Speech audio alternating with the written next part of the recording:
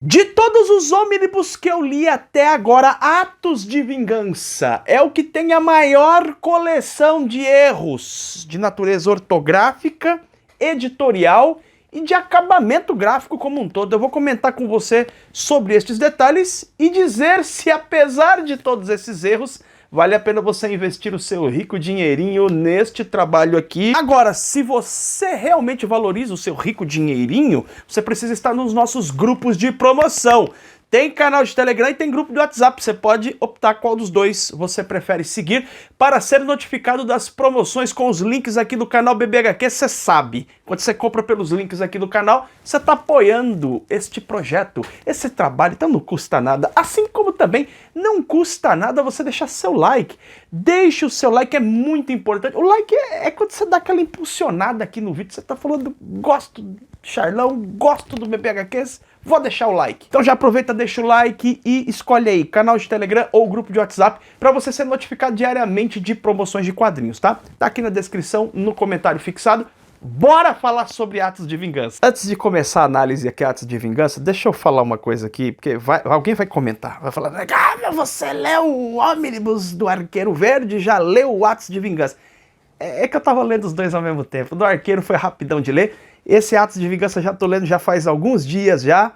E aí quando eu terminei do Arqueiro, esse aí ficou rapidão de terminar também. Eu tô no pique e já terminei. Resenha de busão, vamos nessa. Ah, não tem como, né? Nós precisamos falar primeiramente dos problemas deste trabalho antes de adentrarmos na questão propriamente que interessa. História, roteiro, arte, essa coisa toda. Você já vai encontrar erros aqui na capa desse trabalho.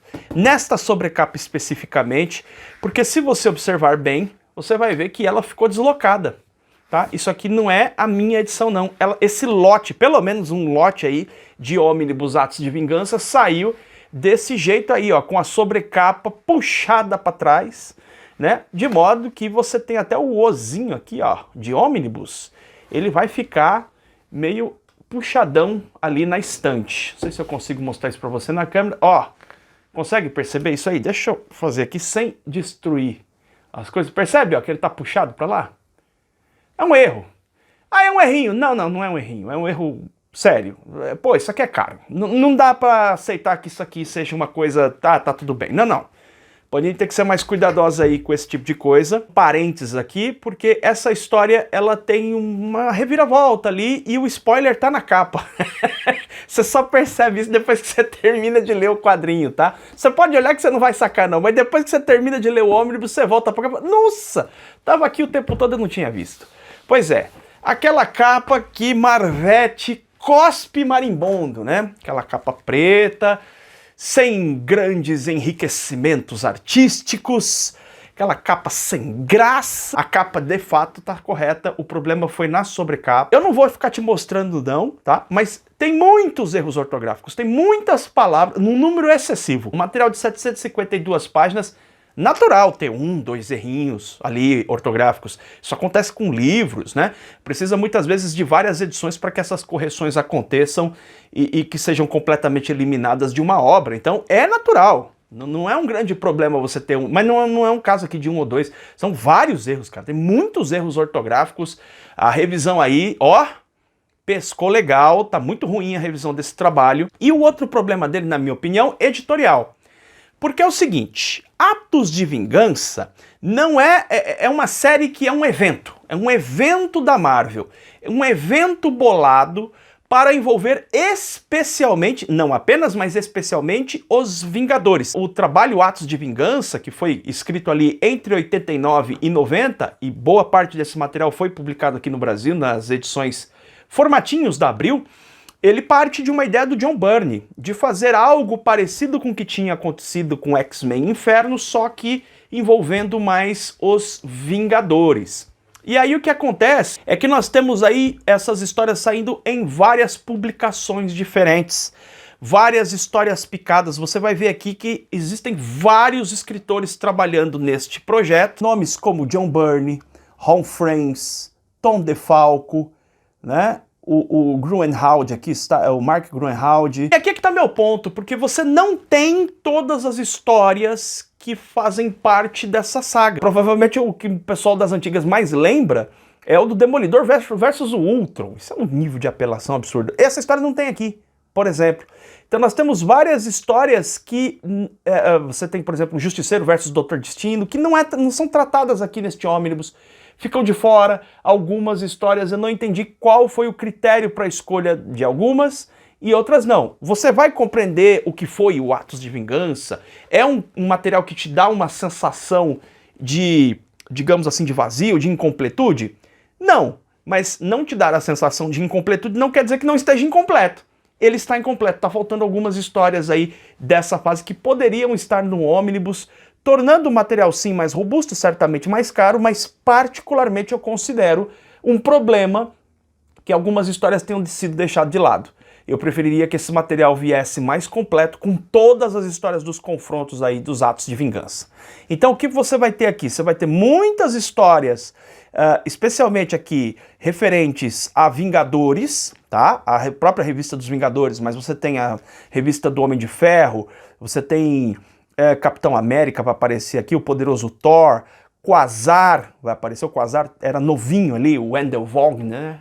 Era novinho ainda nos Vingadores, né? Então você tem essas histórias e muita coisa do Homem-Aranha. Você tem Espetacular Homem-Aranha, Web Spider-Man, né? A Teia do Aranha. Então isso pra mim é problemático. Eu preferiria que esse material tivesse toda essa completude. Dito isso, vamos aqui a argumento, roteiro e arte. Atos de Vingança nos conta sobre a reunião de 6 super vilões, aqueles que eram considerados os maiores vilões da Marvel ali no final dos anos 80 e início dos anos 90, juntamente a um 7º elemento que trabalha ali como um serviçal, mas é quem de fato está por trás de todos os planos aí dessa organização criminosa, que tem por objetivo atacar de forma coordenada e inesperadamente os super-heróis para derrotá-los de uma vez por todas.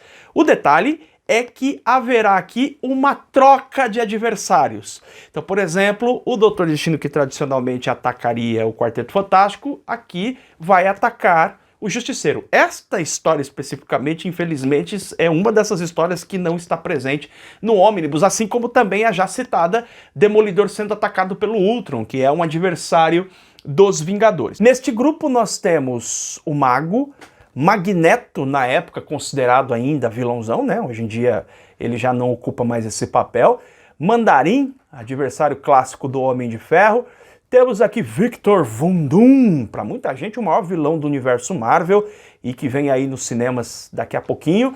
Temos aqui o Wilson Fisk, o rei do crime, e o Caveira Vermelha, além dessa 7ª figura, que é quem de fato está coordenando todas essas ações. Tudo começa quando você tem a Gruta. A Gruta é uma prisão de segurança máxima desses vilões, e inclusive os guardas dessa prisão têm ali armamentos e armaduras providas pelo Tony Stark, Homem de Ferro, na época ainda tido apenas como patrão do Homem de Ferro. Uma época que o Homem de Ferro não tinha revelado a sua identidade secreta.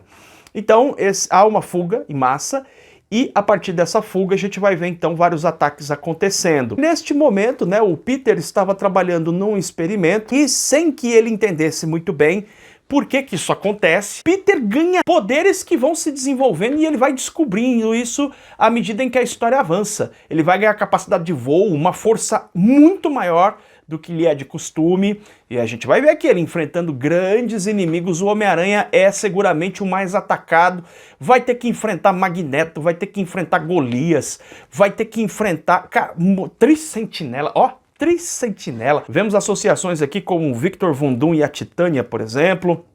O Thor vai ser atacado pelo Fanático. Vamos ver o Homem de Ferro sendo atacado pelo Destruidor, que é um adversário tradicional do Thor. E vamos ver que a Ilha dos Vingadores, né, os Vingadores nesse momento aqui estavam ocupando uma ilha. Você tinha nesse momento a divisão entre Vingadores da Costa Leste e da Costa Oeste, as duas equipes um tanto quanto brigadas uma com a outra. Nós vamos ver que essa ilha vai afundar, porque vai haver um ataque coordenado muito violento, né, e essa ilha vai submergir mesmo. E o Capitão América tá correndo para lá e para cá tentando resolver a situação quando, por exemplo, vai ser obrigado a confrontar o Namor. Pois é, Temos aqui aquela fase em que o Visão era aquele robozão brancão, lembra? Pois é, a gente vai ver isso aqui. Agora é o seguinte, vamos vendo essas histórias de ataques coordenados e isto aqui é puro suco marvelesco dos anos 90. Embora ainda com o traço mais puxado para os anos 80, logo logo a gente vai ver aqui, né, não nesse trabalho, mas alguns anos depois a Marvel adotando aquele estilo bem estilo Image, né, bem estilizado e tal. Mas aqui a gente já vê uma construção de histórias, de sagas, que, cara, é muito característico dos anos 90, que é feito para vender revista. Que é o seguinte, a história, se você observar, ler a história e entender o contexto dela, você percebe que ela poderia ter sido resolvida, cara, com no máximo 200 páginas, né? Mas, naquela época, havia essa busca desenfreada por vender revistas, então os caras vão esticando a corda até onde dá, né? Uma saga que poderia ser resolvida no máximo em 6 meses, os caras esticam ela para 2 anos praticamente, com vários confrontos acontecendo, confrontos que não levam a uma resolução da história, da fase, da saga principal, não levam nem sequer a um desenvolvimento narrativo. Muitas das histórias aqui neste ônibus são nada mais nada menos do que gordura editorial. É aquela gordura que se você tirar, cara, não vai fazer a menor diferença naquilo que realmente importa, que vai ser revelado, mas na parte final do material não vou te mostrar. Essa crítica precisa ser feita, que eu tô trazendo aqui pra você, porque ela é real. É uma história cheia de clichês, cheio de soluções muito facilitadas pelo roteiro. Obviamente que há truques aqui que os personagens, os super-heróis vão usar para resolver os seus problemas, que, repito, nada mais do que facilitação do roteiro, mas essa cafajestagem quadrinística nos encanta, nos diverte, é gostoso. Tem alguma coisa desse ônibus aqui que você pega esse ritmo, talvez um pouco, no meu caso, uma certa nostalgia, né? Esse traço ainda, característico ali dos anos 80, prende a nossa atenção, eu estou dizendo que tem todas essas críticas, mas é óbvio que também tem seus bons momentos o roteiro, especialmente quando faz conexões com fases que amamos. Hulk do Peter David faz conexão com a fase do Thor do Walter Simonson, faz conexão com a fase do quarteto do Bernie, então a gente vai criando essas afeições ao longo da leitura pelo aparecimento de personagens que tradicionalmente gostamos muito. A Mulher Hulk dá as caras aqui em algum momento. A gente vê aqui os primeiros momentos de ação dos Novos Guerreiros, eles que serão muito importantes lá na frente, muitos e muitos anos depois, quando temos o excelente trabalho de Mark Millar, Guerra Civil. Aliás, aqui já se discute também questões de lei de registro de super-heróis. Pra quem é mais novinho de quadrinho e pensa que isso é só na Guerra Civil, não, não, não. Aqui você já tem essa história aparecendo. Os heróis precisavam se registrar, e isso, é claro, é parte também de todo o plano dos vilões aí para criar um problema na opinião pública que ficaria contrária aos super-heróis. Eles querem prejudicar a imagem dos super-heróis como parte de todos esses planos. E aqui a gente tem algumas histórias, inclusive, por conta muito da presença do Quasar, histórias com uma pegada mais mundo galáctico da Marvel, né?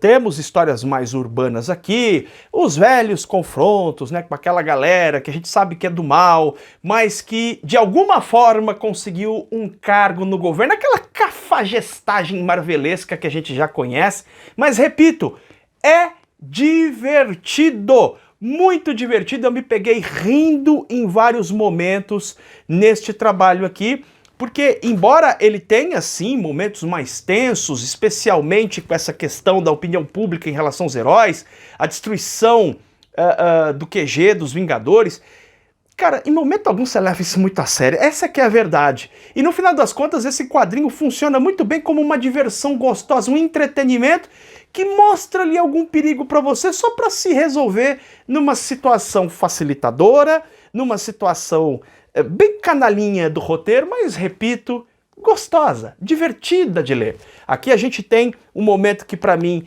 é o mais divertido do trabalho, que são essas sequências de história da metade para o fim com o Homem-Aranha. Essa arte muito legal, você vai ver o trabalho aqui do McFarlane, você vai ver trabalho aqui de arte até mesmo do nosso querido Erik Larsen, mais na parte final. Isso aqui é muito nostálgico. E não acredito que pessoas mais jovens, que não leram quadrinhos ali nos anos 80, nos anos 90, estão começando a ler agora, não acho que esse quadrinho será menosprezado, né? Isso se o tal leitor entender que isso aqui é divertido, é uma bobajada divertida, é uma saga que não consegue se levar muito a sério, mesmo porque os próprios personagens vilanescos da trama é muito mais formado por basófias e bufonarias, né, e toda aquela bravata do que propriamente causar algum tipo de risco sério. Você não consegue sentir aqui em momento algum perigo real. E preciso te dizer para finalizar, o final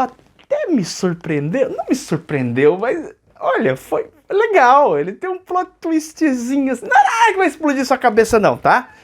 Não fica criando expectativa não, mas este quadrinho, na minha experiência de leitura, caiu muito bem, muito longe de ser uma das grandes sagas da Marvel, muito longe de ser um trabalho épico que vai explodir a sua cabeça, muito longe de ser o melhor trabalho que você vai ler em quadrinhos de super-heróis, mas Atos de Vingança cumpre bem uma função primordial em gibizinho de super-heróis: entreter, divertir. Isso aqui consegue cumprir, apesar de todos os problemas. Eu recomendo a leitura, eu recomendo que você leia esse trabalho aqui, porque se você entrar no clima dele, você vai conseguir se divertir gostosamente com esta bufonaria dos anos 80, 90, Atos de Vingança, o Ômnibus. Tá aqui a resenha, link na descrição e no comentário fixado para você adquirir.